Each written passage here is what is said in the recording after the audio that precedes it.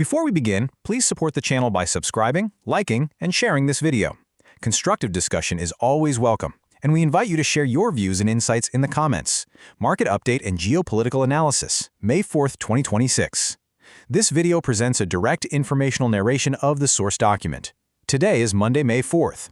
We saw some slight volatility in the market today, mostly driven by a bit of friction in the US-Iran standoff over at the Strait of Hormuz, alongside Iran's renewed attacks on the UAE. As a result, all three major US stock indices closed lower. Now, the Nasdaq and the S&P 500 really only saw symbolic, minor declines, but the Dow Jones took a heavier hit. At the same time, US Treasury yields surged across the board for various maturities. It's cyclical stocks feeling the negative impact the most right now, mainly because tech stocks are still being propped up by the whole AI narrative. And let's face it, corporate earnings growth is pretty much entirely driven by the tech and energy sectors at this point. Meanwhile, oil prices were just fluctuating erratically all day. So, regarding the Strait of Hormuz, we're getting some conflicting reports. According to Iranian state media, right after the announcement of a guidance operation they codenamed Operation Freedom, a U.S. warship apparently attempted to approach and enter the strait. Iranian state television, citing their navy, claimed this warship was struck and actually forced to retreat by 2 missiles fired by Iran. They're stating that their operation successfully prevented the U.S. ship from entering the region. But here's the other side of the story. Senior U.S. officials completely denied this. They stated that Iran did attempt to interfere by firing on commercial vessels, but they were unsuccessful. The U.S. is claiming they actually eliminated 6 small Iranian vessels that were trying to disrupt commercial navigation and that 2 U.S.-flagged ships passed through the waters safely. So, both sides are entirely refuting each other's claims. Concurrently, the Islamic Revolutionary Guard Corps' Navy officially released a brand new control map of the strait. They're warning that any non-compliant vessels will be intercepted, and they plan to pass legislation to legally enhance their control over the area. This missile incident is a big deal. It marks Iran's most direct military action against the U.S. military to date. It clearly signals an escalation of tensions, and it's caused market expectations for any kind of short-term de-escalation in the strait to cool down very sharply. To give you some context, the catalyst for all of this was the start of Operation Freedom yesterday. It was announced on social media as an operation to guide commercial vessels that have been stranded in the Strait of Hormuz to safety. They framed it as a humanitarian gesture, but with a firm warning of robust responses if anyone tried to stop them. Since those military strikes against Iran back in late February, we're talking about approximately 1,600 commercial vessels stranded on both sides of the strait. It's a massive bottleneck. Over the past 5 weeks, only 15 ships have managed to pass through the Larak Island Channel, which is controlled by the Iranian Revolutionary Guard, and they are charging each ship a transit fee of roughly $2 million. Media reports suggest that the commander of U.S. Central Command actually submitted a much more aggressive proposal late last Thursday. The plan was to deploy naval vessels to force passage, destroy any Iranian missiles or speedboats, and fully restore a state of war if Iran attacked Gulf nations. But at the very last minute, they opted for this relatively restrained approach, Operation Freedom. Now, speaking to the media, senior U.S. officials explained that the core of Operation Freedom isn't actually naval escorts at all. It's a coordination mechanism between relevant countries, insurance companies, and shipping organizations. The main job is locating Iranian mines in the strait and passing safe routing info to transiting ships. Despite this seemingly administrative focus, U.S. Central Command has still allocated 15,000 military personnel, guided missile destroyers, and over 100 military aircraft and drones just for this operation. So how does Wall Street see this playing out? Strategists have outlined 4 main scenario projections. First, U.S. forces guide the vessels out, Iran does nothing, and the crisis just ends. Second, Iran opens fire, U.S. forces counterattack, and that brings the crisis to a close. Third, commercial vessels are hit by missiles or mines, which would be a political disaster for the U.S., and it gets even more complicated if a U.S. warship is attacked. And fourth, the U.S. takes no tangible action and the operations are just endlessly delayed. Right now, we're kind of awkwardly stuck right between scenarios 2 and 3. The deadlock is largely unchanged, and the future is pretty murky, likely involving some sporadic conflicts. Right in the middle of this standoff, air raid sirens went off in the UAE again, breaking a 1-month hiatus. Iran launched 4 cruise missiles at the UAE. 3 were successfully intercepted over UAE territorial waters, and 1 just fell into the sea. Alongside the missiles, Iranian drones also hit an oil facility in the UAE. So any market hopes for a quick, short-term resolution have pretty much vanished. However, because a full-scale conflict hasn't broken out yet, the U.S. stock market has stayed surprisingly calm. The VIX volatility index has ticked up a bit, sure, but it's still sitting below 20.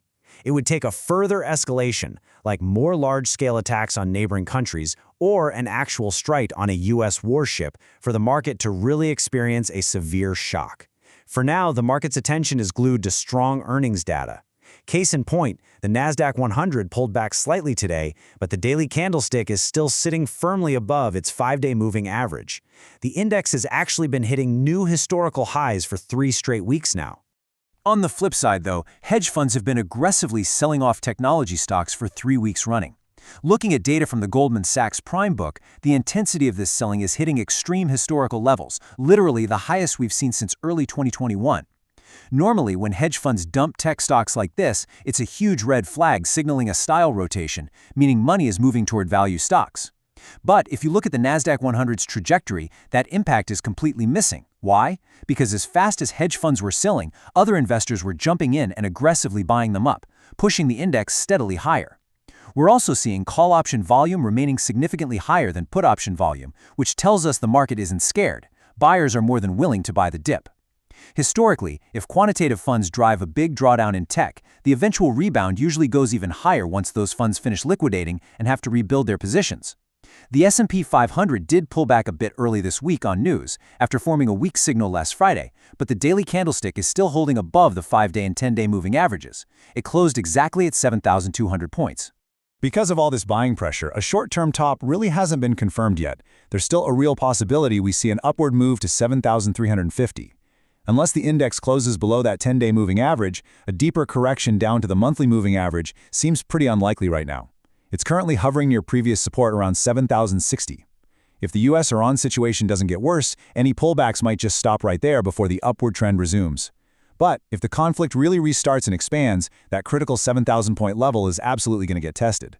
Looking ahead, even though 6 of the Magnificent 7 have already posted their earnings, we've still got a heavy hitter lineup of tech stocks reporting this week. We're looking at Shopify pre-market Tuesday, AMD and optical communication leader LTITE post-market Tuesday, CLIOR, ARM and AAP post-market Wednesday, and then CRW and Coinbase on Friday. Speaking of earnings, Palantir just dropped their numbers post-market, and they definitely exceeded expectations for the first quarter. Let's break down those Palantir numbers. Revenue came in at $1.63 billion, which is a massive 85% increase year over year. U.S. market revenue alone grew 104% year over year and 19% quarter over quarter. Net income sat at $871 million, giving them a really solid profit margin of 53%. On top of that, they raised their full-year revenue guidance to between $7.65 billion and $7.66 billion, up from their previous estimate of $7.18 to $7.20 billion. The stock price saw a moderate bump in post-market trading. Interestingly, derivatives data showed traders were bracing for a post-earnings volatility of around 8%. But with the current post-market increase, both call and put options are actually facing losses. Even though today's closing stock price has pulled back about 30% from its historical all-time high, it's worth remembering that the cumulative gain over the last 2 years is still a staggering 550%. We also had Norwegian Cruise Line releasing earnings pre-market today. First quarter revenue hit $2.33 billion. That's a 9.5% increase year over year, though it was just a tiny bit shy of the expected $2.36 billion. But net income was $105 million, which means they've returned to quarterly profitability with an incredible 360% year-over-year increase, blowing past the expected $40.45 million. That sounds great, right? Well, the guidance they issued was actually quite pessimistic. They drastically slashed their full-year earnings per share guidance from $2.38 down to a range of $1.45 to $1.79. They're getting hit hard by the Middle East conflict, facing the dual squeeze of rising fuel costs and softening market demand. This has really hurt summer bookings for their European routes, and the prospects for recovery there look limited. Management even admitted that some execution errors caused their booking progress to miss targets. Add to that the fact that the company is carrying $15.2 billion in total debt with a net leverage ratio of 5.3 times. Those high debt levels severely limit their balance sheet flexibility. Wall Street stake? Until demand stabilizes, the risks here are definitely skewed to the downside because of limited booking visibility and those execution gaps. After hitting resistance at the annual moving average back on April 17th, the stock price turned downward again. It's been the weakest performer among the big 3 cruise line stocks, even though the other 2 have been showing weakness recently as well.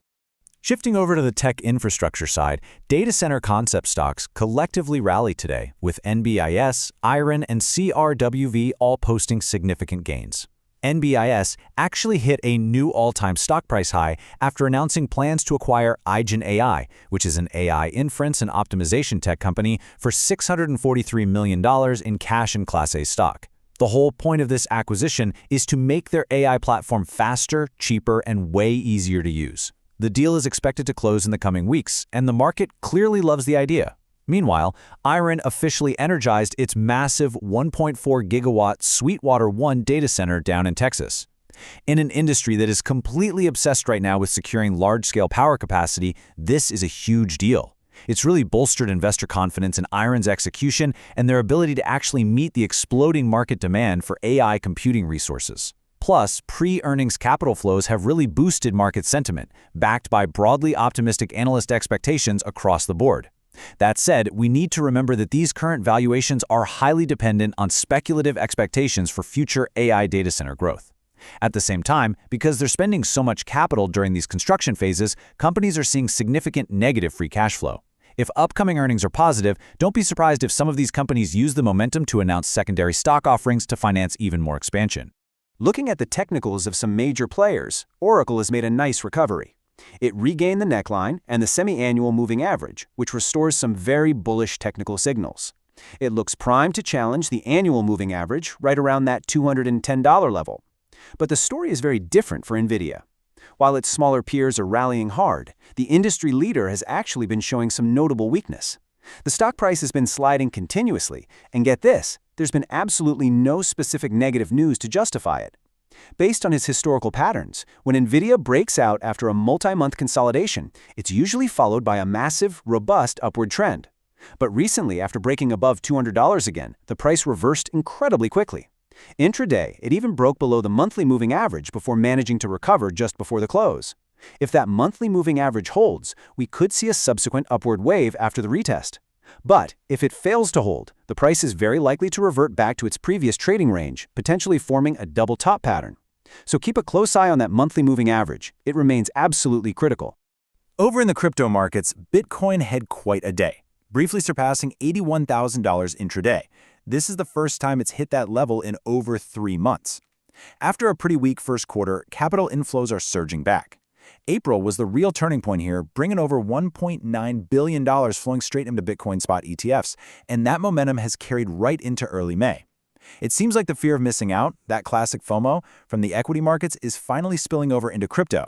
A lot of traders are already calling the end of the crypto bear market and declaring the start of a brand new bull run. However, Bitcoin hasn't managed to hold above its annual moving average just yet, so it might be a bit premature for a victory lap. Given how incredibly fast this market shifts, you've got to be prepared for movement in both directions. Bitcoin's rally has also lifted U.S. crypto concept stocks collectively. Notably, Coinbase just shifted its stance and announced it is supporting the Clarity Act.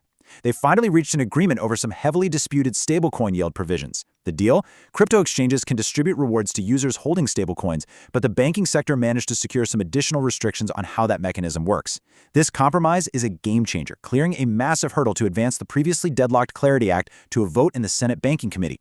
Thanks to this news, CRCL saw a significant gap up in its stock price today. On the flip side, logistics stocks experienced some very sharp declines today. Both UPS and FedEx got hit by the exact same headwind. According to the Wall Street Journal, Amazon has officially launched a supply chain service open to businesses of all sizes, offering freight, distribution, fulfillment, and parcel delivery. This is a massive move. It signals Amazon upgrading from just being an e-commerce platform into a true full-chain supply chain service provider. Concurrently, you have rising tensions in the Middle East, pushing oil prices higher, which cranks up transportation costs and forces UPS and FedEx to raise their surcharges and shipping rates. So as e-commerce accelerates industry restructuring, you have giants like Amazon and Walmart controlling where the orders originate while aggressively building out their own proprietary logistics networks. This directly squeezes the survival space for UPS and FedEx. Yes, these two logistics companies are still profitable, but their long-term positioning as strictly parcel delivery services, focused just on minimizing last-mile costs, really locks them at the absolute bottom of the value chain. Their profit margins are progressively thinning. Even their proactive attempts to shift away from low-cost small items and move toward high-value, oversized transport only mitigates the trend, it doesn't reverse it. Meanwhile, Amazon firmly controls the whole fulfillment process through FBA, managing the orders, the delivery, and pouring money into aviation capacity and logistics assets, constantly strengthening their closed loop. Think about this. If FedEx had invested $1 billion in Shopify years ago, instead of dropping $4.8 billion on acquiring TNT Express, their strategic position today would be completely different. That Shopify investment would be worth roughly $50 billion today, and FedEx could have positioned itself as the core fulfillment partner for millions of Shopify sellers. As it stands, Shopify's market capitalization is double that of FedEx. The only real viable option left for UPS and FedEx might be to invest in or align with e-commerce platforms like Etsy, moving upstream into transactions and fulfillment, or they seriously risk being marginalized. Finally, let's look at one of the wilder stories of the day. Shares of eBay rallied after GameStop actually proposed to acquire eBay for $125 per share in cash and stock. GameStop is pitching this ambitious move as building the Amazon of the gaming industry. This $125 offer represents about a 20% premium over where eBay closed last Friday. GameStop stated that it has already secured a preliminary, non-binding, highly confident letter from TD Bank committing to roughly $20 billion in debt financing, and they are promising to realize about $2 billion in annual cost savings within 12 months after the deal closes. But the market isn't entirely buying it yet. eBay's closing price today was around $109, which is still significantly below the $125 offer value, clearly indicating the market has serious reservations about this transaction actually going through. And you can see why. GameStop's market capitalization is just over $10 billion. eBay's market cap sits at approximately $40 to $50 billion. That makes the target company roughly 4 times the size of the acquirer. Now, despite the fact that GameStop is holding about $9 billion in cash and has quietly accumulated a 5% stake in eBay on the secondary market, this extreme size disparity is really fueling market skepticism. And there's an interesting detail here. Back in January, GameStop disclosed a compensation plan where if the CEO manages to increase the company's market capitalization to $100 billion, he stands to receive over $171 million option incentives. So using investor capital for a massive acquisition that artificially inflates market capitalization for massive personal profit, some analysts are highlighting this as a maneuver highly reminiscent of historical corporate strategies. Needless to say, following all these developments, GameStop's stock price experienced some severe intraday volatility today. We'll have to see how this one plays out.